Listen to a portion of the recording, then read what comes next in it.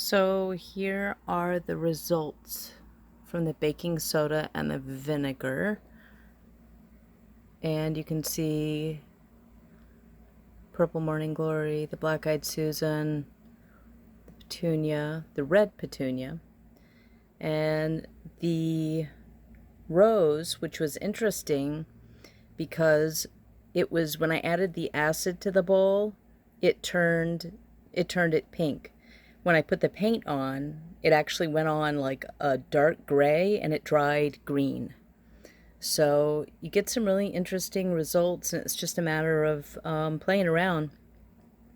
Here's the fuchsia with the baking soda and the vinegar. It's ever so slight of a change. But yeah, so I think I might try to paint something in this little journal that I have. And that was a fun little experiment. And this would be something you could do with your kids, spend the afternoon picking flowers and then come home and make this fun petal paint.